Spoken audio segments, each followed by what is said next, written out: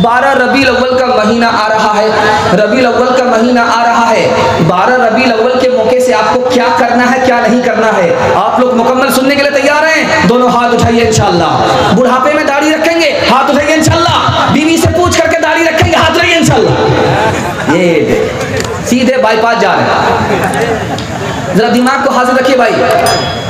देखिए मैं आपको सुनाने के लिए जा रहा हूँ। रबीउल अव्वल आ रहा है, डीजे के साथ लोग जुलूस निकालते हैं। जुलूस निकालना चाहिए या नहीं निकालना चाहिए?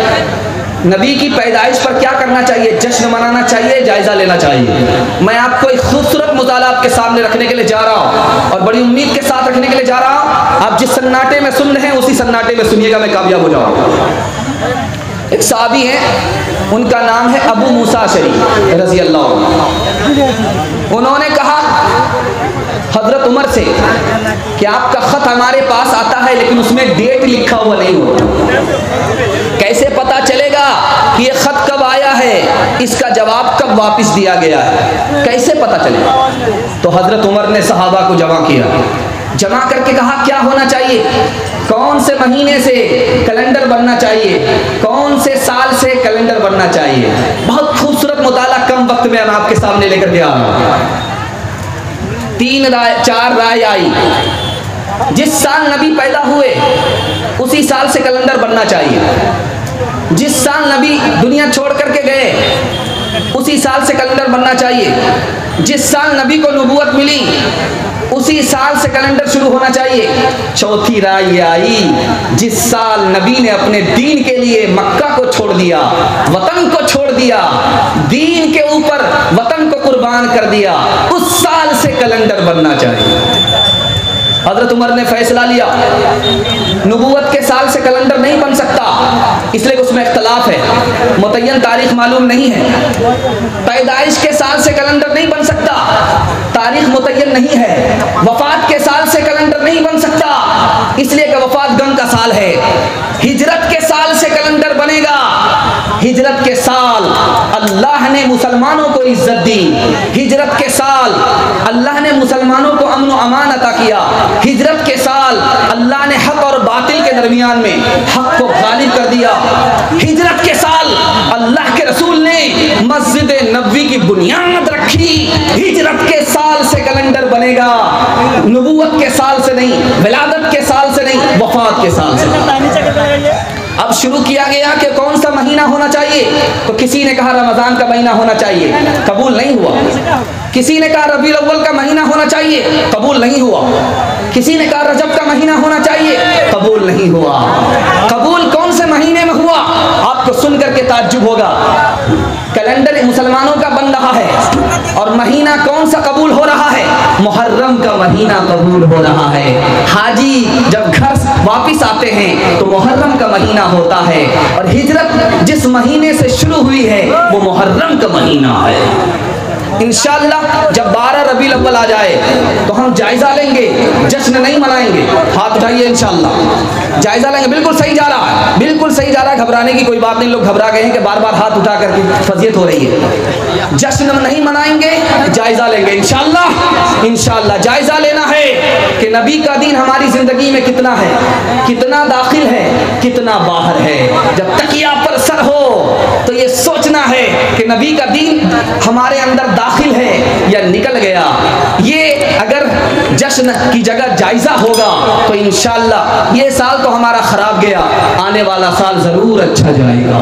मुसलमान शरीयत से बेजार है तो के गैरों का दिल से परस्तार है तो न शर्म ओ हया का कोई हिस्सा बाकी, फकत माल दुनिया का है फितना बाकी।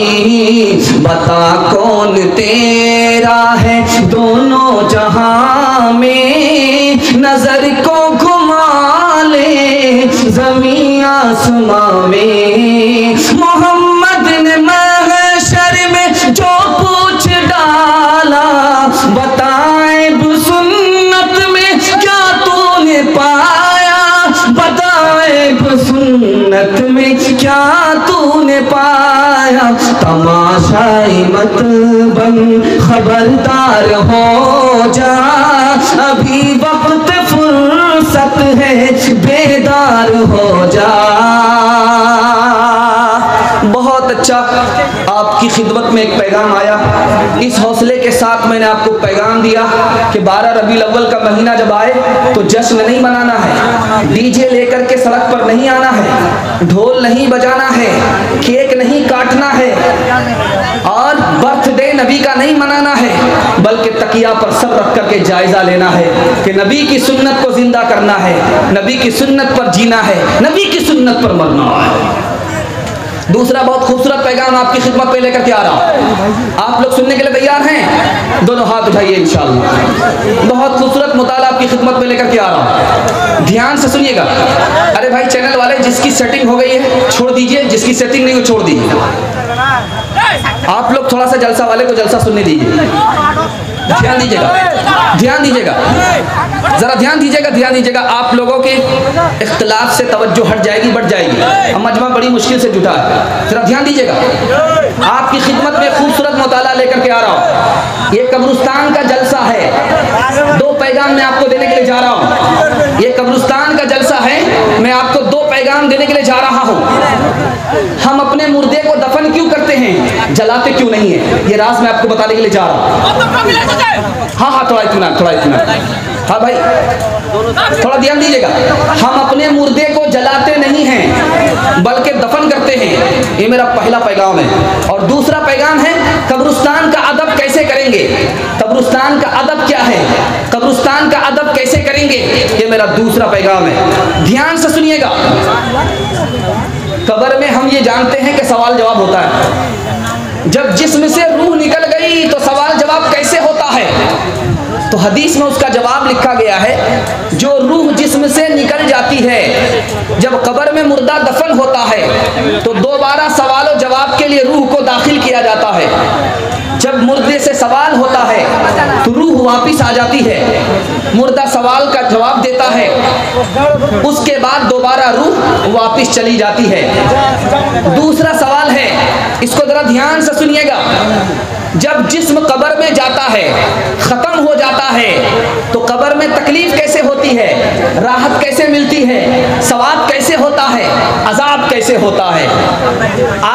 बहुत प्यारा मुताला आपकी खिदमत में लेकर के आ रहा हूं। आप देखते हैं कि मोबाइल मुंह पर होता है और नंबर डायल किया जाता है और दूसरा आदमी बात करता है, कोई कनेक्शन नहीं, जिस्म यहाँ है, रूह वहाँ है।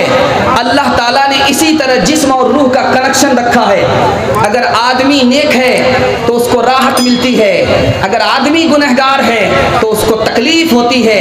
आदमी नेक है तो कब्र में उसको सवाब मिलता है, आदमी बद है, नेक नहीं है तो उसको अजाब होता है।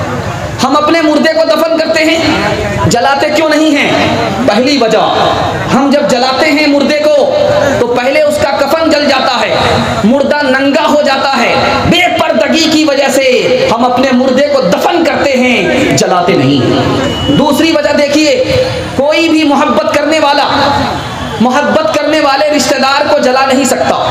ये मोहब्बत के खिलाफ है कि जीते जी हमने उसे खिलाया पिलाया, मोहब्बत से पाला और पोसा, जब वो मर जाए तो उसको जला करके खाक कर डालें।